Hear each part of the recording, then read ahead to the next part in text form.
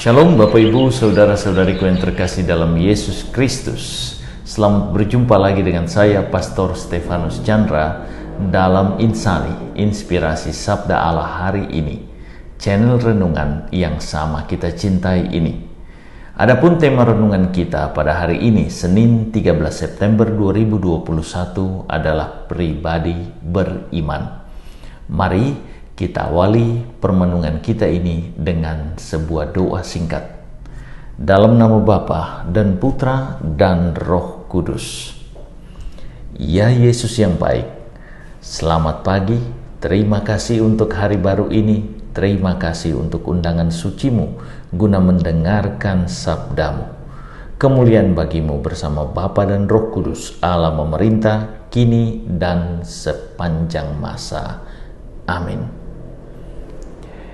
Bapak Ibu, Saudara-saudariku yang terkasih dalam Yesus Kristus, perikopa yang akan kita pakai sebagai dasar permenungan kita pada hari ini diambil dari perikopa Injil Lukas pasal 7 ayat 1 sampai dengan 10.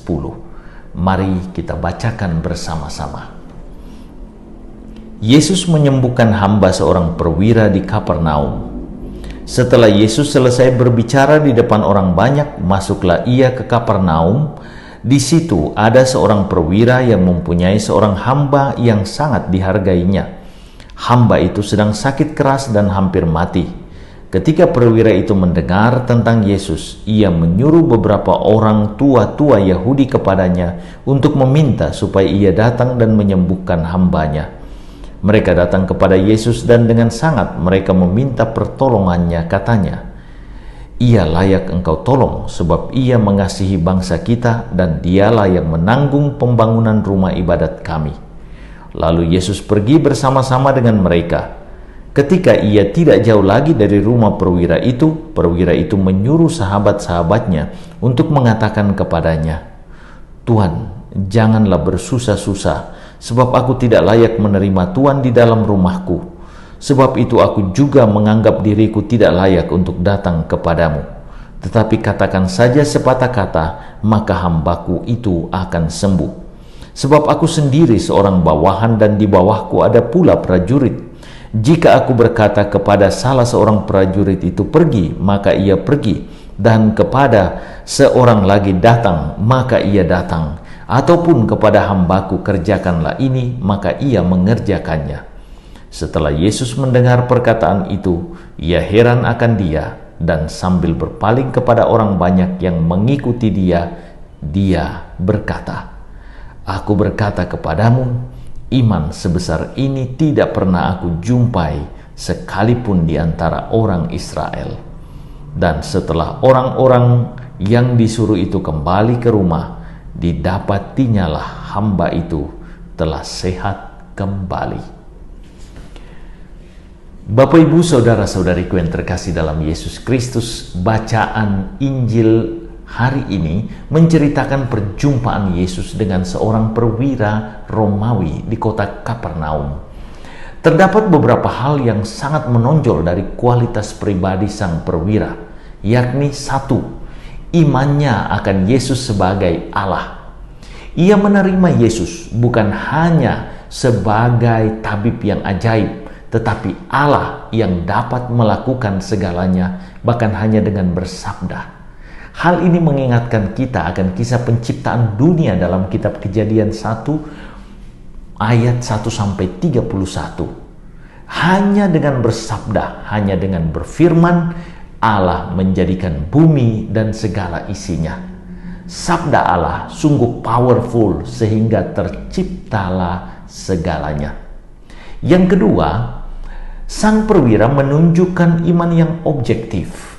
Sebagai perwira Romawi, ia pasti menyembah dewa Ra atau dewa matahari yang personifikasinya hadir dalam kaisar.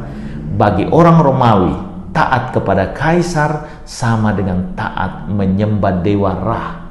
Sang perwira yang hidup di Galilea tentu mendengar dan menyaksikan sendiri berbagai karya mujizat Yesus. Maka tidak bisa tidak, ia mengamini dan mengimani Yesus sebagai Allah. Sang perwira berani keluar dari patron beriman bangsanya dan menerima Yesus sebagai Allah. Hal ini tentu saja sebuah ironi besar, karena bangsa Yahudi sendiri tidak menerima Yesus sebagai Allah. Itulah sebabnya Yesus berkata, "Aku berkata kepadamu, di Israel pun iman sebesar ini belum pernah kujumpai." Karena imannya kepada Yesus tersebut, ia mengundang Yesus untuk mengucapkan sepatah kata saja atau bersabda guna menyembuhkan hambanya.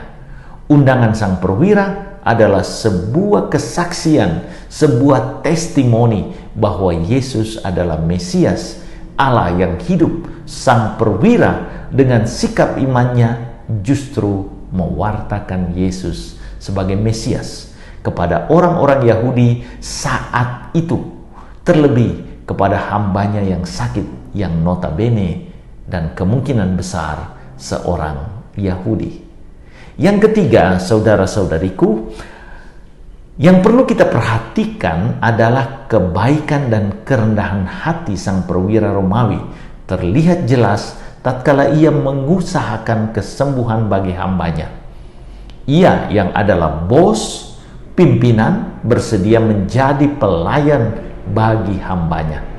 Kebaikan hatinya juga nampak dalam kesaksian orang-orang Yahudi bahwa ia memberi sumbangan bagi pembangunan sinagoga di Kapernaum. Dan yang keempat, Bapak Ibu Saudara-saudariku, ia juga pribadi yang santun dalam berelasi, karena ia tahu berelasi secara sosial dan menjaga martabat sosial orang lain. Yesus yang adalah seorang guru Yahudi akan dipandang najis jikalau ia memasuki rumah seorang asing, rumah seorang Romawi. Ia sadar diri sebagai orang asing dan menerima bahwa dirinya dipandang kafir dan najis oleh orang Yahudi. Sang perwira tidak mau kepentingannya malah merusak reputasi Yesus sebagai guru kebijaksanaan Yahudi. Ia merasa tidak layak menerima Yesus di rumahnya dan hanya berharap Yesus menghadirkan kuat kuasanya melalui sabdanya guna menyembuhkan hambanya itu. Sang perwira Romawi mengajak kita sebenarnya untuk beriman kepada Yesus dengan percaya dan mempercayakan diri kita seutuhnya kepadanya dengan jalan berempati, menolong dan melindungi sesama yang sakit dan berkekurangan.